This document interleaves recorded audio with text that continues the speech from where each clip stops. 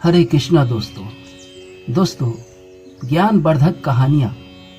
मैं ऐसी कहानियाँ लेकर आता हूँ कि शायद आप लोगों में से बहुत कम ही लोगों को ये बात पता होगी। दोस्तों, चैनल को सब्सक्राइब नहीं किए हैं तो चैनल को सब्सक्राइब जरूर कर लें। मैं इसी तरह के ज्ञानवर्धक कहानियाँ लेकर रोज आता हूँ। तो चलिए कहानी की ओर बढ़ते हैं। दोस्तों, ऐसा कहा जाता है कि पांडव ने अपने पिता के मृत्यु के बाद उनका मांस खाया था। उन्होंने ऐसा इसलिए किया था क्योंकि स्वयं पांडव की ऐसी इच्छा थी।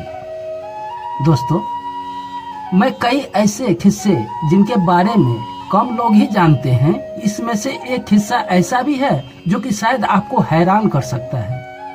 यह बात पांडव से जुड़ी हुई है। ऐसा कहा जाता है कि पांडव ने अपने पिता की मृत्यु के बाद उनका मांस खाया था। पांडव के 5 पुत्र थे: युधिष्ठिर, भीम, अर्जुन, नकुल और सहदेव। इनमें से युधिष्ठिर, भीम, अर्जुन की माता कुंती थी और नकुल, सहदेव की माता माद्री थी। मान्यताओं के अनुसार पांडव को एक ऋषि द्वारा श्राप मिला था कि अगर वह किसी भी स्त्री से शारीरिक संबंध बनाएगा तो उनकी मृत्यु हो जाएगी। इसी के चलते उन्होंने कभी भी अपने पत्नी कुंती और माद्री के साथ शारीरिक संबंध नहीं बनाया था। वहीं कुंती को ऋषि दुर्वास ने वरदान दिया था कि वो किसी भी देवता का आवाहन करके संतान प्राप्ति कर सकती है, वरदान मांग सकती है। ऐसा करने पर उन्हें संतान की प्राप्ति भी हुई थी।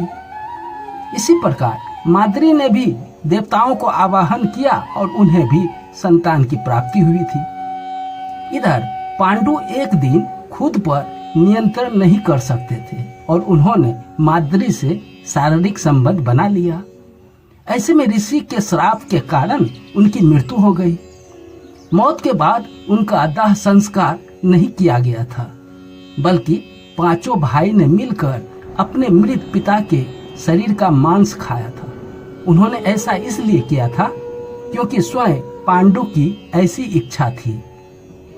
क्योंकि 5 पांडव उनके वर्य से पैदा नहीं हुए थे, इसलिए पांडव का ज्ञान और कौशल उनके बच्चों में नहीं आ पाया था।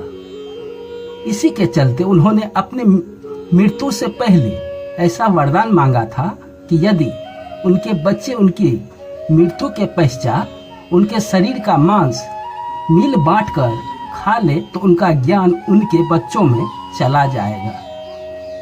कहा जाता है कि यह भी कि पांडव भाई में सबसे ज्यादा सहदेव अपने पिता का मांस खाया था। पिता की इच्छा का पालन करते हुए सहदेव ने पांडव के मस्तिष्क के 3 हिस्से खाए थे।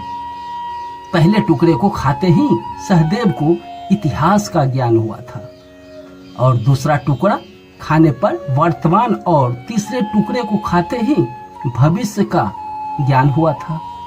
यही कारण था कि सहदेव 5 भाइयों में से सबसे अधिक ज्ञानी थे और इससे उन्हें भविष्य में होने वाली घटनाओं को देखने की शक्ति भी मिली थी। दोस्तों, यह कहानी पसंद आई हो तो चैनल को सब्सक्राइब जरूर कर लें। मैं इसी तरह का कहानी लेकर रोज आता हूँ और आगे भी मैं इसी तरह की कहानी बताने वाला हूँ। धन्यवाद।